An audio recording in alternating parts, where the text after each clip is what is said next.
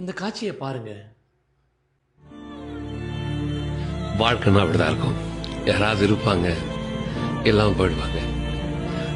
ஆனா அவங்களோட நினைவுகள் ரொம்ப அழகு இல்லையா? அது இருக்கும். வாழ்க்கை அவ்வளவுதான். இருப்பதும் இறப்பதும் அந்த இயற்கையோட கையில, இருப்பதும் இறப்பதும் அந்த இயற்கையோட கையில, நான் மறைஞ்ச பின்னும் நிலைப்பது என் உயிர் எழுதும் கதையில.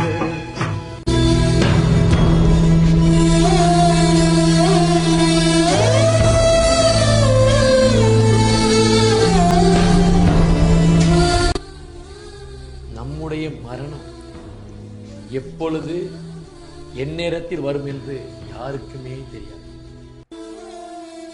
வாழ்கின்ற வாழ்க்கை மிகவும் அற்புதமான வாழ்க்கை, மிகவும் அற்பமான வாழ்க்கை.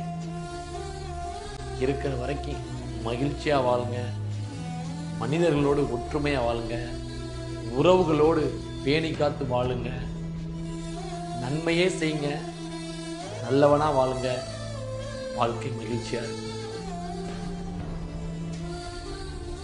ஏன்னா நம்மளுடைய மரணம் எப்போ, எப்படி, எந்நேரம், எந்த நொடி வரும் யாருக்குமே தெரியும்.